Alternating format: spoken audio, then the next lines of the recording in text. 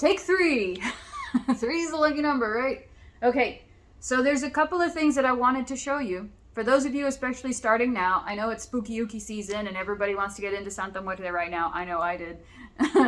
And I wanted to show you a few things, some more popular than the others, that you'll see a lot of devotees having or adorned with, but I just want you to know that they are not exclusive to the practice with Santa Muerte. They have just been incorporated in because they are useful and they're helpful.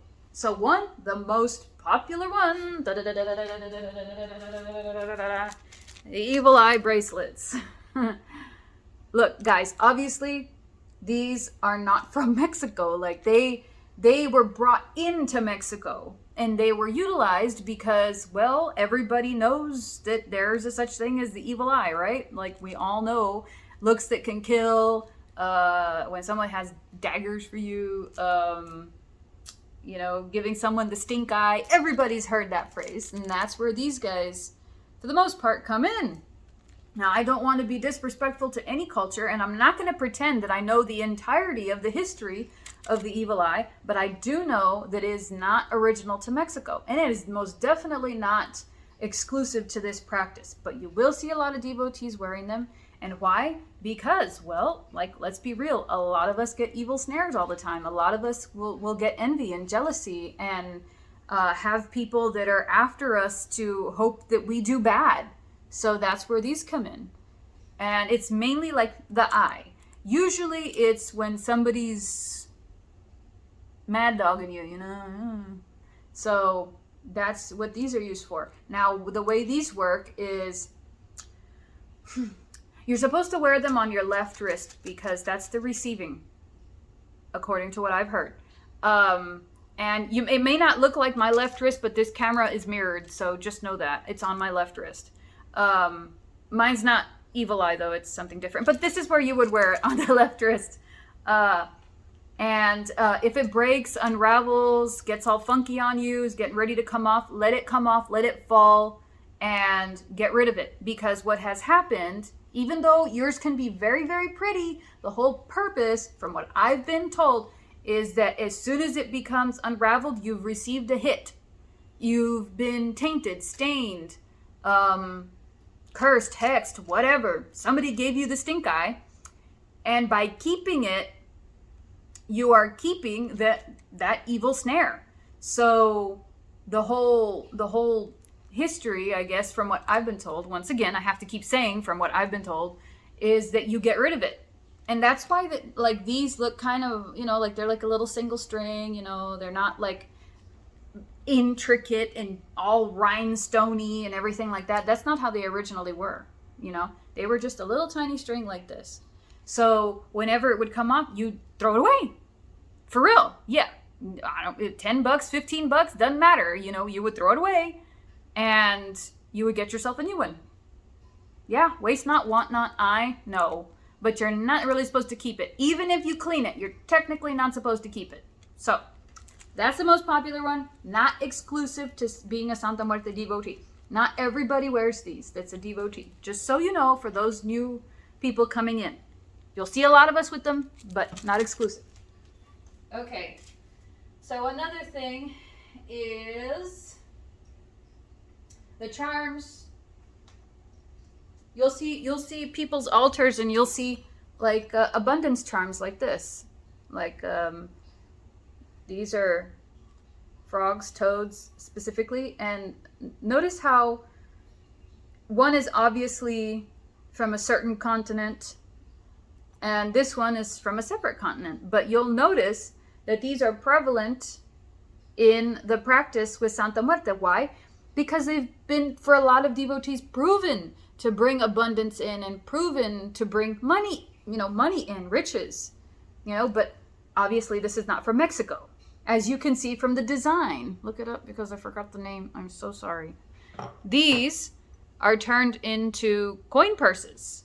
Gross, right? But they totally swear by them. They totally work. That's where you would keep your coins. And I keep it on the altar, but people carry these with them. Yeah, it's an actual frog, toad. God, I have have such a hard time telling different things. It's a frog. No, it's a toad. It's a toad. Yeah, there's even eyes in there. But look at this. 2 separate continents. Same thing. Why? Because when they came into Mexico, they brought their charms with them. So the people there were like, holy crap, this totally works. And they're like, dude, told you. So, yeah. And another one, you'll notice on the bottom of a lot of the statues, you'll see an elephant with the trunk up. Do we have elephants in Mexico? No. So, where do you think this came from? Yes, it was brought in to Mexico as a charm. And the elephant with the trunk up, from what I was told, once again, because I have to freaking say that, is abundance, prosperity, good luck, good things. So you'll notice this charm at the bottom or in a lot of the statues. Because why? Because it works. Exclusive to her? No. Incorporated in? Yes. So I'm just trying to take some pressure off of you guys. You don't have to know everything about it. And I know that there's lots and lots and lots of questions as to why do the statues have these things in them. Let me see if this one has it at the bottom. Yeah, okay. Let me show you this little girl here. I painted her. Oh, she smells so good. I spray her with perfume. Okay, you see these at the bottom? Okay, that's the tetragrammaton. Tetragrammaton, from what I've been told, is the letters of the name of God. Yes, God. God. Like the Catholic Christian God. Yeah. Well, I might have to edit that out, but this one right here is the elephant. It may not look like it, but it's the elephant with the trunk up, you see? And why? Because it's a charm. A charm, meaning that it's going to amplify or to help achieve a certain goal. In this case, abundance, money, prosperity, good luck. And this is a whole other subject matter. That's the Cruz de Caravaca, and that's the very first cross that came into Spain. The very first cross that came into Mexico. My bad. So, but yeah, there's the little elephant right there. So it's all incorporated in because, guys, what is this? Let me tell you, just right off the bat, this is not a religion. I know that there are people that have been at this for decades. They swear it's a religion. But do we have a pope? Do we have official priests? Do we have Santa Muertes ministry schools? Do we have hierarchies? No. This is a practice. This is a lifestyle, you know? And different people will work it different ways. Some people like me are more veneration than craft. And we don't really do crafty things all that often. We just kind of adorn our statues and we go, oh my God, I love you so much. And that's pretty much the extent of it. And then there are other people that are crafty all day, lighting candles, burning incense, making herbs, making baths, and all kinds of fun stuff. There are people that are more about that, and she kind of helps them along, being like, honey, don't use that herb. That's meant for this. Use this one. They're like, thank you. And that's how they operate. And then there's the people, really, honestly, there's the people that only break her out when they need to break her out. For real. I'm just being honest with you. She has, obviously, okay, don't break, grown in popularity over the years. All it took was a little bit of exposure, and ta-da! Look at all the miracles I'm capable of, which was true. So, yeah, I just wanted to let you know that there are going to be some little charms and things that you see on the statues, on the devotees, on the enthusiasts, if you will. But know that they are not exclusive to this practice because, you know what? Let me show you something. I'll show you an example. Okay, the horseshoe. See, like here we have a charm, which I still, by the way. We have a horseshoe charm with the Santa Muerte in the center. But look at how she's surrounded by other figures. There's Jesus. There's St. Jude.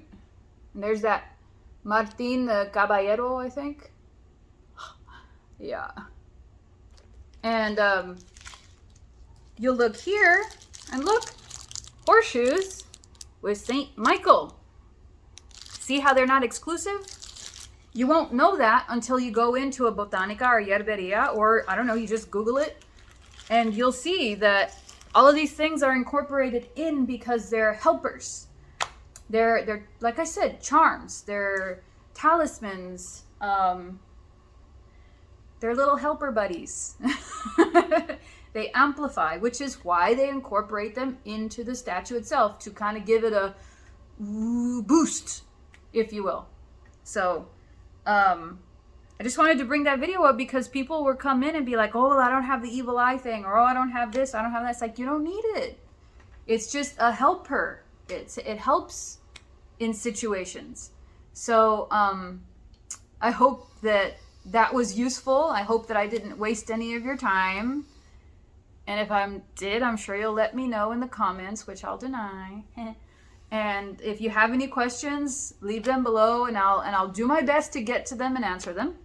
Also know that I do one-to-one consultations. If you're watched all through my videos, go back, and I have a ton of videos on Santa Muerte.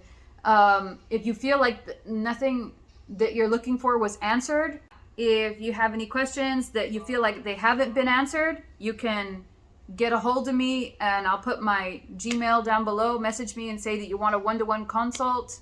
Go a couple of videos back and it'll give you the info on the one-to-ones. And hope you have a good day and that you find this helpful. So I'll talk to you guys later.